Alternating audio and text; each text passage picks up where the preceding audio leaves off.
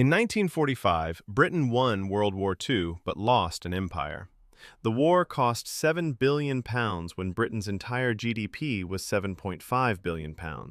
And suddenly, controlling 458 million people became unaffordable overnight. Think about that ratio for a second. The war consumed 93% of everything Britain produced in a single year. Not over 6 years, in 1 year alone. And here's the part that doesn't make sense. Britain didn't lose the war. They won. Churchill stood in Parliament. The King addressed a celebrating nation. Victory parades filled London streets. By August 1945, the British Treasury ran the numbers. They could keep colonial administration running in India for 18 months. That's it. Not 18 years, 18 months. Before the money simply ran out. The empire that once ruled a quarter of the planet didn't fall to rebellion. It collapsed because Britain simply couldn't pay the bills anymore. The question nobody asks: how does winning a war destroy your empire faster than losing one would have? Let's establish scale. In September 1939, when Britain declared war on Germany, the empire governed 458 million people across 13.7 million square miles. 1 in 4 humans lived under the Union Jack.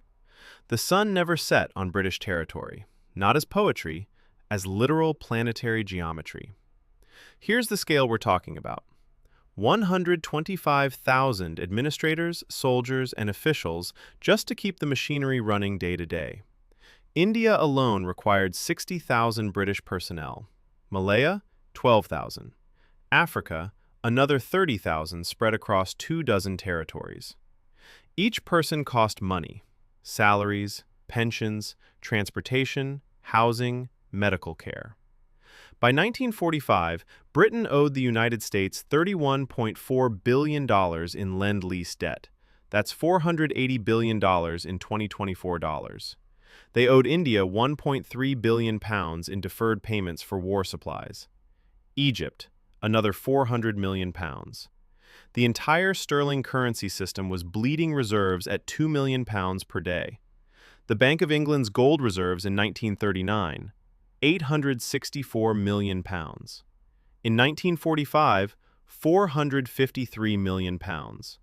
Britain had burned through half its monetary foundation in 6 years, and that's just the beginning. Because the real question is, how did an empire that had survived Napoleon, the Crimean War, and World War I become insolvent, fighting a war it won? Over the next 12 minutes, we're going to follow the money and see exactly how winning the war bankrupted Britain. You'll see the specific costs that made India, Palestine, and dozens of colonies suddenly too expensive to hold. We'll examine the calculations British officials made, colony by colony, deciding which territories they could afford to keep and which they had to abandon. But here's what makes this story stranger. Britain knew this would happen. Treasury analysts predicted it in 1940. They ran the numbers and understood that defeating Germany would require spending the empire itself. They did it anyway. And at the end, we'll look at why this pattern, winning yourself to death, keeps appearing in history, including one example from the last 5 years that follows the same mathematics exactly. Because every empire has a story, let's find the unexpected twist. In this case, the twist is that the empire fell not from the outside in, but from the balance sheet up. To understand how expensive the empire became, you first need to understand how profitable it used to be. The British Empire before 1939 wasn't just a political entity, it was a business model, and like any business, it ran on a specific economic equation: extraction value minus administration costs. For most of the 19th century, that equation worked beautifully. India alone generated £400 million annually in trade revenue by 1930, roughly 12% of Britain's total national income. Malayan rubber and tin, another £89 million. Egyptian cotton, £34 million. The colonies weren't just territories, they were revenue streams. The empire operated on what economists call administrative efficiency through minimal presence. Britain didn't occupy every village. They didn't need to.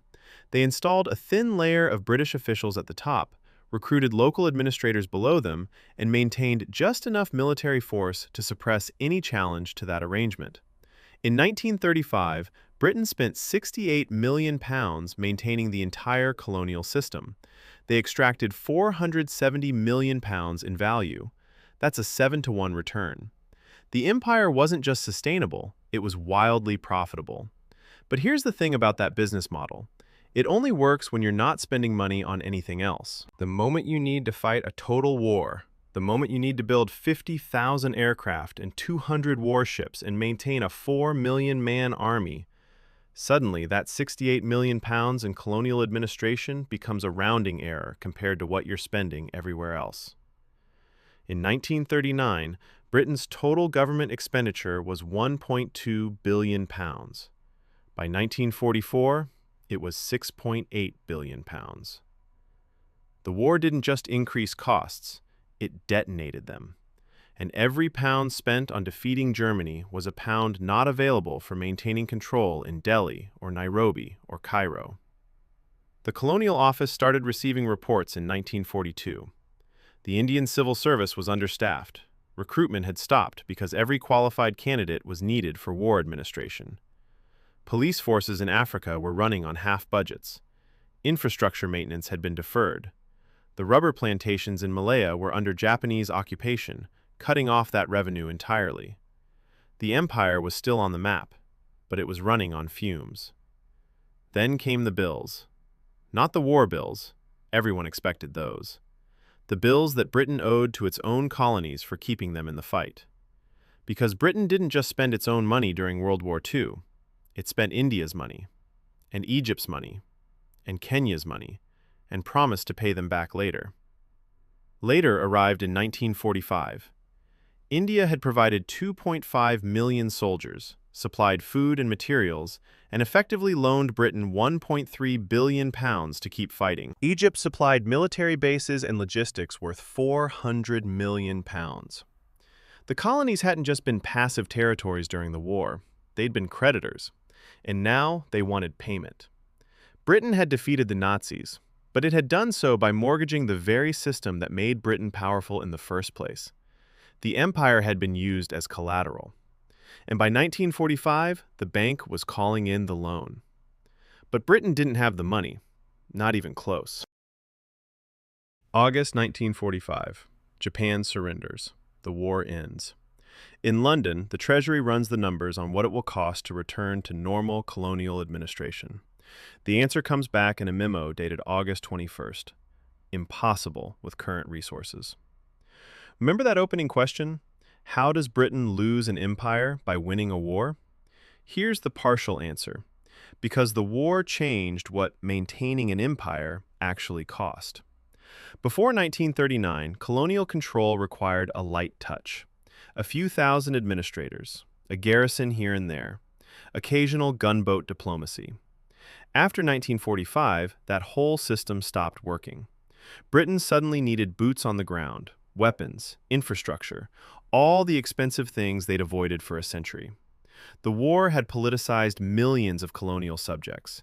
Indian soldiers had fought in Europe and Africa. They'd seen British forces retreat, seen British cities bombed, seen the supposed master race bleed. The myth of invincibility was gone. In India, the Quit India movement had gained mass support during the war. In Malaya, communist guerrillas who'd fought the Japanese weren't disbanding. They were turning their weapons toward British rule. In Palestine, Jewish militias were attacking British installations. In Kenya, the Mau Mau were organizing. Maintaining control now required actual military force, not symbolic presence, real counterinsurgency operations. And counterinsurgency is expensive. The Treasury calculated that holding India against serious resistance would require 80,000 British troops permanently stationed there, plus another 40,000 in rotation. At a cost of £850 per soldier per year, that's £102 million annually just for the military presence. Then add administrative costs, another £65 million. Infrastructure maintenance, £44 million. Total, £211 million per year, just for India. Britain's entire gold reserves in 1945 could fund that for 2 years. Then the money would be gone. And India was just one territory. Palestine required 100,000 troops by 1947 to contain both Jewish and Arab militias. Cost, £40 million per year. Malaya needed 50,000 troops fighting communist insurgents. Cost, £58 million per year. The Colonial Office prepared a classified report in December 1946 titled Financial Sustainability of Colonial Commitments.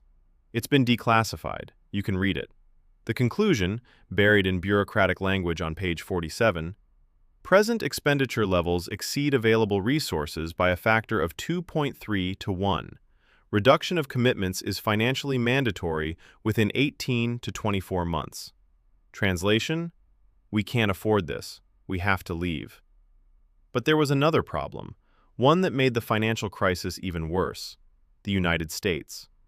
Britain had won the war, but America had funded it. That $31.4 billion in Lend-Lease debt came with conditions.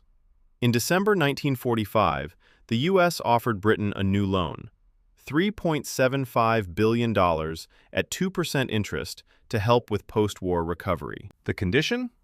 Britain had to make the pound sterling freely convertible to dollars within 1 year. No more currency controls. No more using imperial trade preferences to prop up British finances. Britain accepted. They had no choice. In July 1947, sterling became convertible. Within 5 weeks, Britain lost $1 billion in currency reserves as everyone holding pounds converted them to dollars. The Bank of England was hemorrhaging money. On August 20, 1947, Britain suspended convertibility. The policy had lasted 37 days. The sterling crisis of 1947 was the final proof. Britain couldn't maintain both its currency system and its empire. One had to go. They chose to keep the currency. On August 15, 1947, 5 days before the sterling crisis forced the suspension, India became independent. That wasn't coincidence. That was mathematics. The Indian independence movement had been fighting for decades, but the reason Britain left in 1947, the reason it happened that specific year, was because the Treasury had calculated they'd run out of money to maintain control by September. Britain didn't leave India because of Gandhi's moral authority, powerful as that was. They left because the monthly cost of the Raj was £17.6 million, and Britain had £34 million in total remaining reserves. They could afford 2 more months, so they left. Palestine followed in 1948. The British withdrew not because they'd solved the conflict between Jewish and Arab populations. They hadn't. But because maintaining 100,000 troops there cost more than the territory generated in value. The equation had flipped. Burma, independent in January 1948. Ceylon, February 1948. Malaya would take longer. The insurgency was fiercer. But by 1957, the British calculated that independence under a friendly government cost less than continued counterinsurgency. One by one, the territories fell away. Not because Britain was defeated militarily in each place, though resistance certainly mattered, but because the empire had become a luxury Britain could no longer afford. The war had saved Britain from Nazi conquest, but it had destroyed the financial foundation that made the empire possible. Britain won the war. The empire died anyway. Here's what makes this pattern important. Britain wasn't unique. France faced identical calculations. By 1954, the Indochina War was consuming 30% of France's military budget.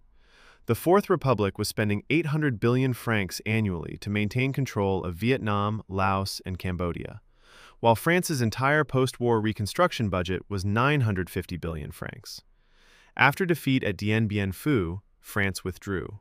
Not just because they lost a battle, but because they'd calculated they couldn't afford another decade of fighting. Algeria followed the same pattern. The war there cost France 1.2 trillion francs between 1954 and 1962. By 1962, President de Gaulle announced withdrawal.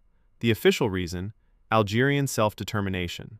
The real reason, the war was bankrupting France. The Dutch East Indies, Portuguese Africa. Every European empire ran the same calculation in the 1950s and 1960s. Cost of maintaining control versus cost of withdrawal. In every case, the math won. Now let's talk about 2021. In August of that year, the United States withdrew from Afghanistan after 20 years of military presence. The war had cost $2.3 trillion. That's not an estimate, that's the final accounting from Brown University's Costs of War project. The U.S. GDP in 2021 was $23 trillion. The war had consumed 10% of 1 year's entire economic output, spread over 20 years.